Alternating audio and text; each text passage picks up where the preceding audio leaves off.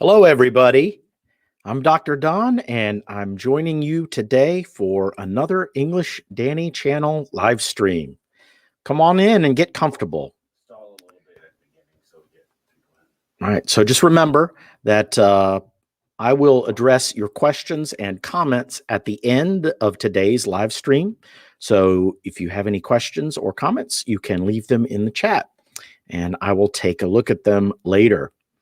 Also, if you have a topic that you want to see me address in a future live stream, you can leave suggestions for future live streams as well. All right. Well, let's see who we've got joining us today. We've started the live stream and we've got a few people joining in. Already have a few comments coming in. That's great. Okay. Well, actually, in fact, I have something a little special for today's live stream, because today, my idea for today's live stream came from questions and comments left by viewers in our previous live streams. So in previous live streams, viewers would often ask things like, how can I study English? How can I get better at English? And I'm going to show you a resource that you can use, and it's a free online resource that you can use to help with your English study. Now, you might know about it already. Even if you do know about it, I might show you some new things to do with it. But if you don't know about this resource, then it's something that I'm going to show you right now. And the resource is called Project Gutenberg. So let me share my screen and I'll show you how to find it. So we're going to share our screen here. And let's just start with a basic search. So if you just look up Project Gutenberg like this, and this is the website. It's gutenberg.org, not .com, but .org. And it says free ebooks. But the thing is, these aren't just ebooks. These are all books. This website hosts books and other works, has digital copies of works that are all in the public domain. Public domain, that means that they're creative works that are not under copyright protection.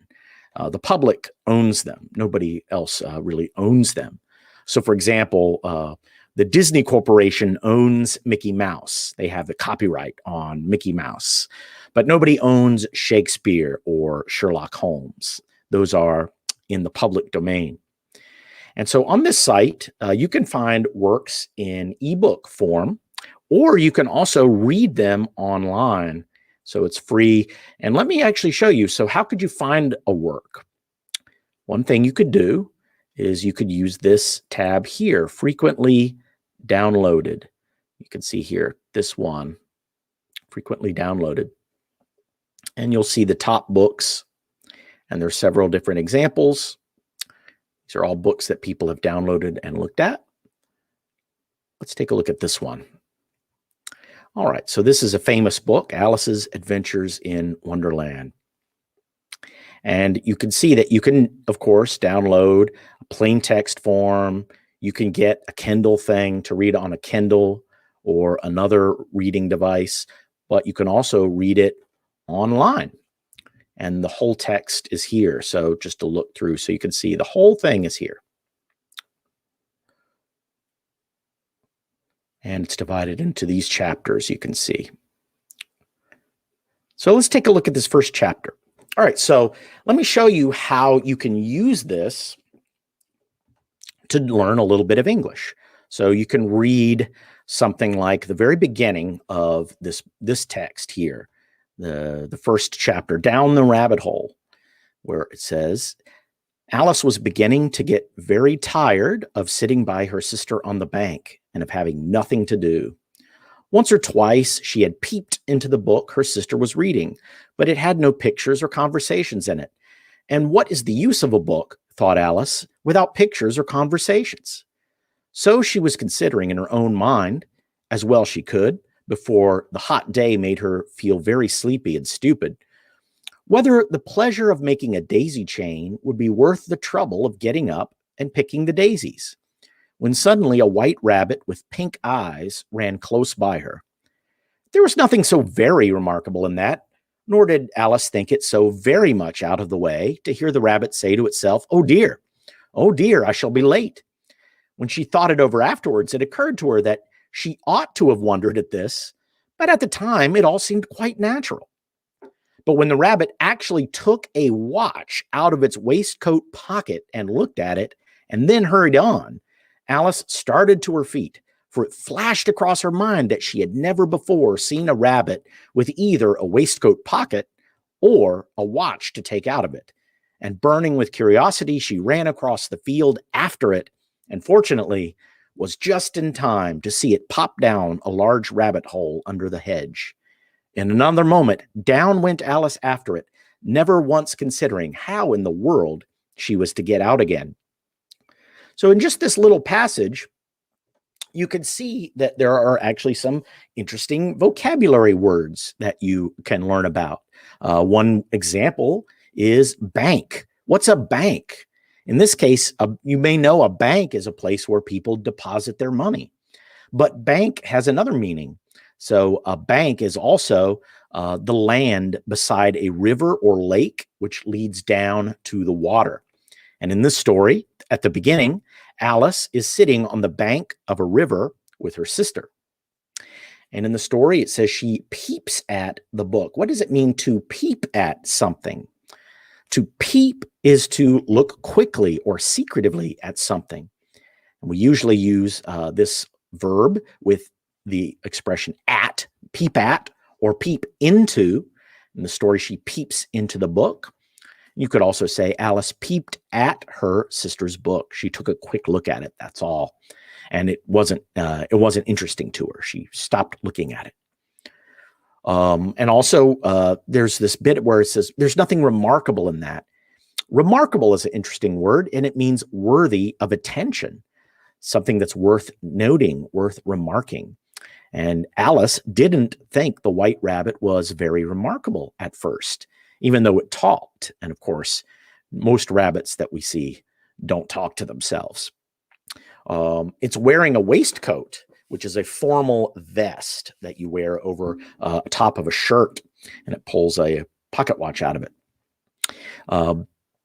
And also in the story, it says that Alice started to her feet. To start, this is another vocabulary word that you might know, start meaning to begin. But start can also mean to move your body suddenly because something had surprised you or frightened you. And in the story, Alice started to her feet when she realized something strange was happening. And the title of this chapter is interesting as well, Down the Rabbit Hole. That's actually a saying in English, to go down the rabbit hole.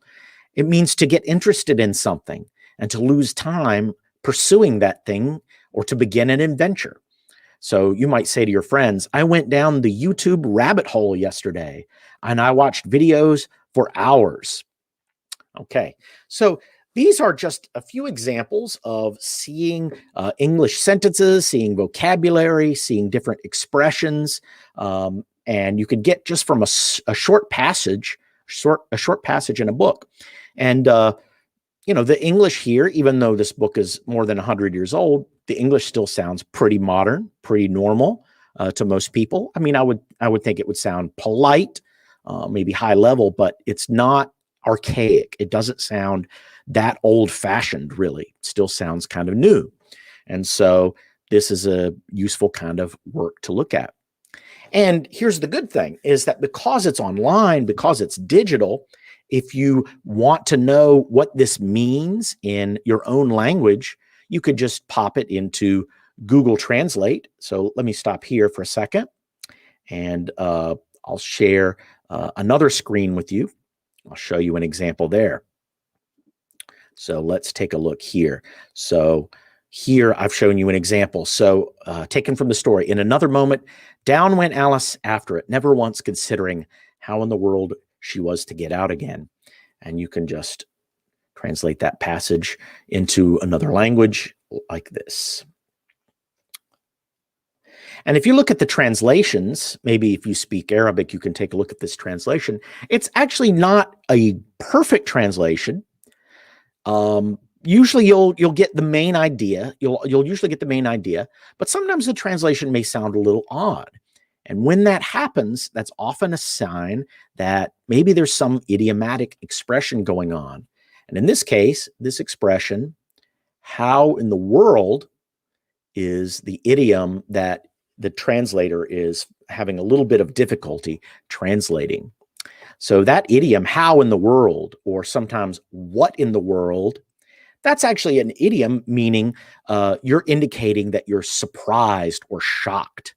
So you could say, what in the world are you doing? Or how in the world did this happen? So it's a way of expressing, you're complete surprise or complete shock. And in this case, Alice, never considering how in the world, which she'll be surprised at later, she was to get back out of that rabbit hole. All right. So that's one way of using this resource, is to look up things, read selections, use the translator if you're not sure what something means. But let me show you another way you can do it. How do you find material? How do you find things that might be interesting to read? So we found this one. We found this example by just choosing top books, but you can also do a search. So you could do a search. Let's search for our old friend, Mr. Sherlock Holmes. So, and then you see, oh, wait a minute, there's a number of books about Sherlock Holmes. There's Adventures of Sherlock Holmes. And you can also read this online.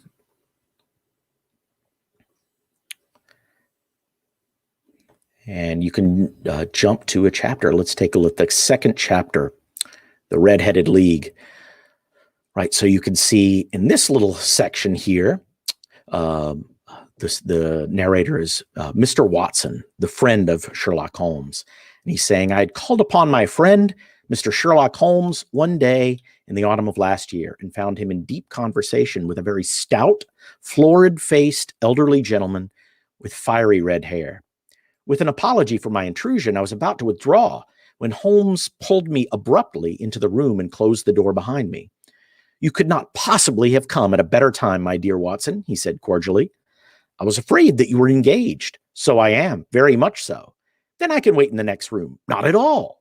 This gentleman, Mr. Watson, has been my partner and helper in many of my most successful cases, and I have no doubt that he will be of the utmost use to me in yours also. And just in this little section here, we have some vocabulary we can learn as well. Like, for example, stout. What does that word mean? And from the context, we might be able to guess that stout means a person with a very fat or heavy build. So a person who looks kind of strong and thick, but they've got some extra weight on them. They're a little chubby, maybe. Stout is another way of describing that in a more polite way. And then it says that he's florid-faced.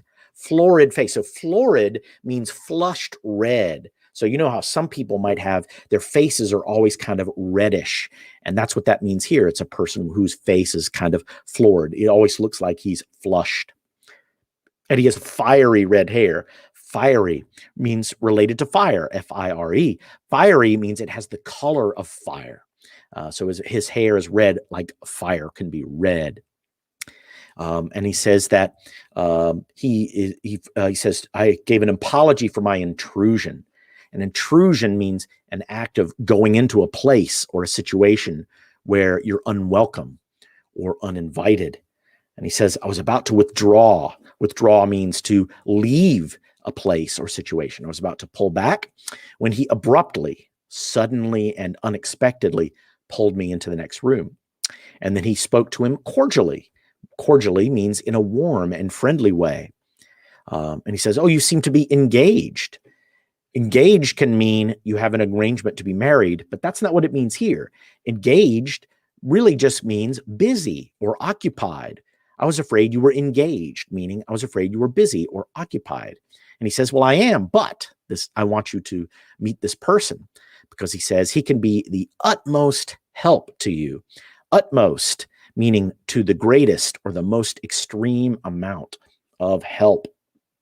So those are a couple of books, just a couple of examples that you can take a look at and use to help study English.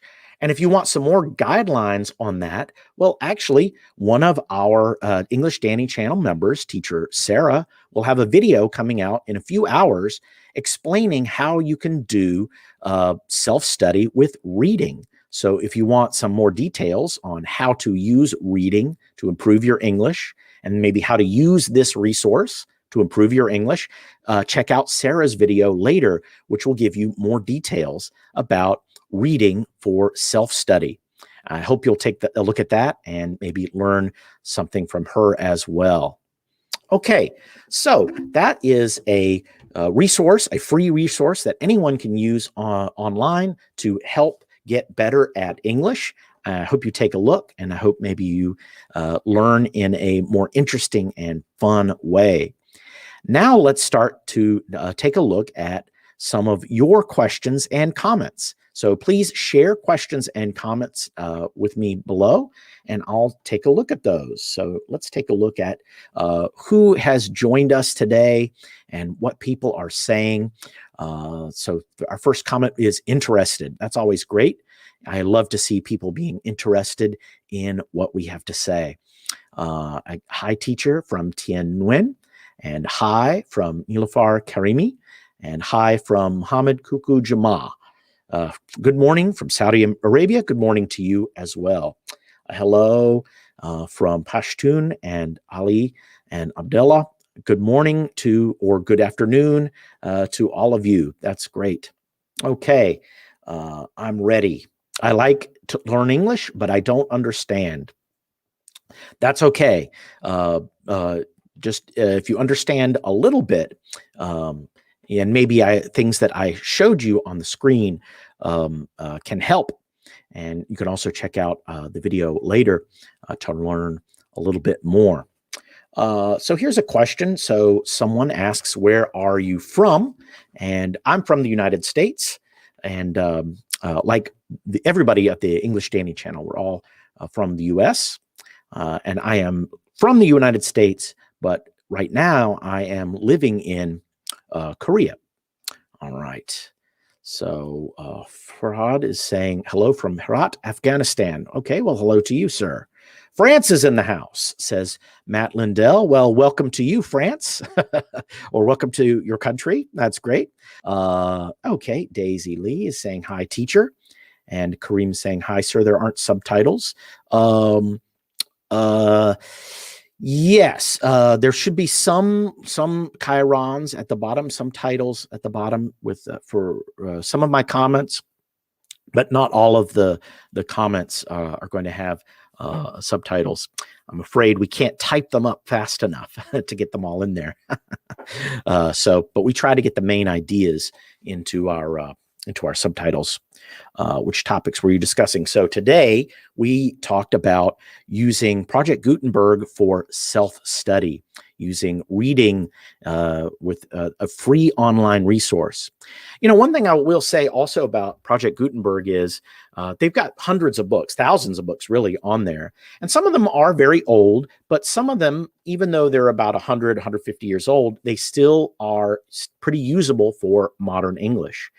And because they're a bit older, because they're maybe 100 years old, nothing in them, I would say you're not likely to find something that's crazy or maybe immoral or indecent. They're decent books, so accessible to just about anybody for reading purposes and for learning, suitable for almost all ages as well. So that's another good reason to use this resource, is because you know, it's more trustworthy, I would say. You're going to find some pretty good materials there. Now, I can't vouch for everything because, again, they've digitized thousands and thousands of books. So I haven't read them all. So I don't know everything that's on there. But when I looked at the list of top 100 downloads, all of those books are classic English language books, very easy to read. Well, not easy to read, but very worth reading. And you can learn a lot from all of them, really. Okay, so let's check out some other comments. Greetings from Mexico. Danielle Rico is saying greetings from Mexico. That's great. And then Matt is, let's see, Akbar Khan is saying hi. Niyat Amin, hi there. Okay, very great. And then a couple of people are talking with each other. That's also very good. I like it when our users interact with each other as well. That's very good. Okay, one person says, oh, it's a little unclear. Okay, so maybe just seeing it on the screen may not be extremely clear. Okay, so here's what I'll say. So after the stream, I'll put a link. I'll put a link to the resource in the description. Okay, so you can come back to this stream afterwards, and you should be able to see the link there and follow the link. Maybe we can also put up a link to both of the books that I talked about. You could sort of follow those and take a look for yourself and see in better detail than you were able to see. And so Upendra Chakma said, it's unclear. I can see nothing clearly. Okay, so we'll put some links up in this live stream afterwards that you can use and maybe get a clearer view. Okay, so that's a good comment. Thank you very much. I want to accept a scholarship. How can I do this? I'm not sure. I don't know how to answer that because I don't know what the scholarship is. If you've been offered, then accepting should be as easy as saying, okay, I accept. But if you want to apply for a scholarship, that may be more difficult. There's usually a process that will be explained on a website somewhere where it says how to apply for this scholarship. And you'll have to check that for whatever scholarship it is. You have to check each one on its own. Okay. And Matt is warning that you should avoid translation.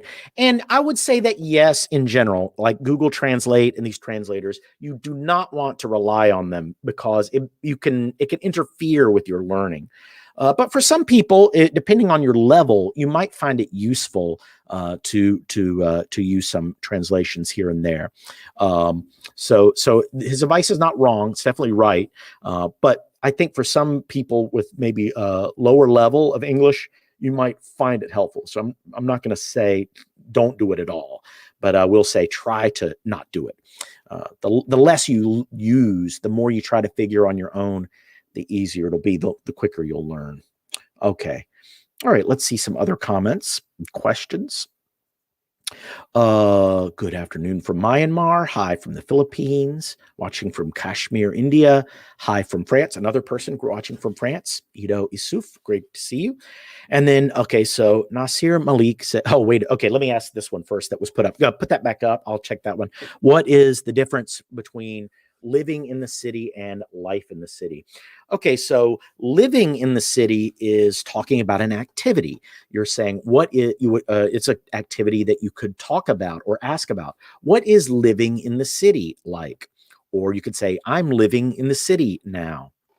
Life in the city is not about an activity, but it's about the experience. What is life in the city like? Okay, so you're asking really about the experience more than the activity there. What is life in the city? Life in the big city. Again, you're talking about what is the experience? What does it feel like? So you're kind of getting more at the feel of it. Okay, so now Nasir Malik asks, can you please tell us about the placement of accent? And I mean how to be like a native speaker. Well, this is in a sense, this is a very complicated subject because it's hard to just teach simply. But I would say there's a couple of ways to learn about accents and get better with accents. You can listen to native speakers. You can listen to songs also to some degree. But I would say that one thing to note is you can also use dictionaries, because one thing to note is any English word with more than one syllable means units of pronunciation. So here, one syllable words are like hit, hard, think, do, am, was, be. Those are one syllable words. My name is two syllables. Donald. Hello. Welcome. Those are two syllables, right? You could hear there's two units of pronunciation there. Welcome. But we usually say it fast, so it comes out like welcome. But there's still those two units. Welcome. Unit. So that's two syllables. Thinking. And then there are more syllables. Pronunciation. And a lot of the way a lot of children get better at pronouncing English is they pronounce things by the syllables. Pronunciation. And then they start to run them together. Pronunciation. Accent. Native speaker. So you can use that technique too. Break things down by their accent, by their syllables, and pronounce the syllables when you start running them together. And most English words with more than one syllable have a natural accent. For example, the word accent. The first part of that word will always be spoken more loudly than the second. You don't say accent, you say accent. Native speaker. Native, not native. Speaker, not speaker. When you do it the other way, you start to hear the difference, right? So that's what he's asking about with accent and sounding like a native speaker. So you listen to native speakers talk, and then you practice. And you can practice by dividing into syllables and then running the syllables together. Okay, so that's my quickest way of explaining it that I can do. I hope that's helpful. And then give me a suggestion on how to learn self-study and English speaking. There are different ways you can do that, but one thing you could do is you could use a Siri or some sort of voice recognition on your phone and try to talk in English to it and see if it registers the words you're trying to say. And then you can get some direct feedback on how well you're pronouncing. Because if the machine can understand that you're trying to say these English words, then you must be coming pretty close. So that might be a way to do it. Okay. Any suggestions? Oh, I don't know. Maybe Wednesday. Don't say about self-study for speaking. Okay. All right. So Danny's telling me that we actually are going to have a video specifically on that topic sometime next week. So Thar, there is going to be a video on that topic on our channel and on our Facebook page next week. So check that out, and you'll actually get more details than I can provide in just a very simple little chat here. Okay, so let's check out some more comments. Smile says, I try to practice my accent every time I hear from a native speaker. I'm from Thailand. Okay, well, welcome, Thailand, the land of smiles, and called herself Smile. That's great. Thank you very much, sir, for explaining. Thank you very much. I appreciate it. And Francis says, I understand a little. Okay, I understand a little. Okay, good. That's it. First, you understand a little, and then you understand a little more, and a little more, and then eventually understand everything, I hope. So let's hope that we can practice and get a little better every time. Okay, let's see. Do we have any other comments and questions? We've heard from a lot of people here.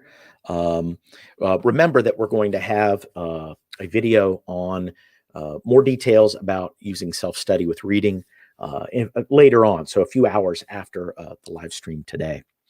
Okay. All right. So a few more people saying hello, and hello to all of you. Glad you could join us today. Thank you very much for tuning in. All right. So we're going to have some more live streams for you this week. And then I'll be back for another one, I believe 2 weeks after today. All right.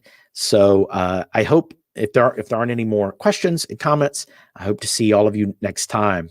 All right. Thank you all for watching, and I'll see you in the next live stream. Okay. Bye.